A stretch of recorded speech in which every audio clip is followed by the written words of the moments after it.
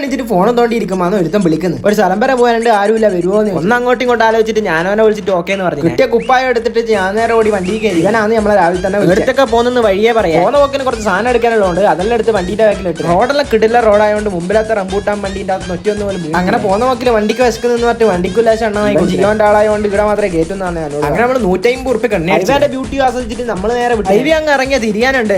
അലാക്കിന്റെ block അങ്ങ് തുടങ്ങി. Block എന്നൊന്നും പറഞ്ഞ ചില്ലറ ബ്ലോക്ക് ഒന്നല്ലേ. അങ്ങനെ അതിന്റെ ഇടക്കാണ് ഒരു വണ്ടി തോട്ടിൽ പറഞ്ഞു. അതിനെ കയറ്റാനാണ് ബാക്കിലത്തെ താരം കയറിയിട്ടുണ്ടാവും. അപ്പോഴത്തേക്കാണ് ഇങ്ങനെ ഒരു സാധനം ഇതെടുന്ന വന്നതെന്ന് കണ്ടിട്ട് രണ്ടറ്റം കൂട്ടിമുട്ടിക്കാനായിരിക്കും അല്ലേ. ബസ്സുകാരിയല്ലേ, മുമ്പിലത്തെയും ബാക്കിലത്തെ കാർ. അങ്ങനെ ഒരു കാണാൻ നമ്മൾ പറഞ്ഞ സ്ഥലത്ത് എത്തി. അയ്യോളിയാണ് നമ്മൾ വന്ന സ്ഥലം. പീടിയ എത്തുമ്പോഴേക്ക് പീടിയ തുറക്കുന്നേ ഉള്ളൂ. ഇതാണ് നമ്മൾ തേടി വന്ന പീടിയ. ഈ ഒരു സാധനം എടുക്കാനാണ് ഇത്രയും ദൂരം വന്നത്. ആ സാധനം ഒന്ന് മനസ്സിലായെന്നൊന്ന് കമന്റ് ഇടണേ. അങ്ങനെ അതെല്ലാം പാക്ക് ചെയ്തെടുത്തിട്ട് നമ്മൾ നേരെ വീട്ടിലേക്ക് തിരിച്ചു. പോന്ന നോക്കിൽ ചെറിയൊരു വിശപ്പുള്ളതുകൊണ്ട് ഒരു തട്ടുകടയെ കയറി. ആടുന്ന് ലൈറ്റ് ആയിട്ട് രണ്ട് കടി രണ്ട് ചായയും കുടിച്ചിട്ട് നമ്മൾ നേരെ നാട്ടിലേക്ക് വിട്ടിനെ. അങ്ങനെ ഓനോടും ടാറ്റ പറഞ്ഞാൽ നമ്മളെ സാധനം എടുത്തിട്ട് നമ്മൾ നേരെ വീട്ടിലേക്ക് പോയിനെ. അപ്പൊ ബൈ.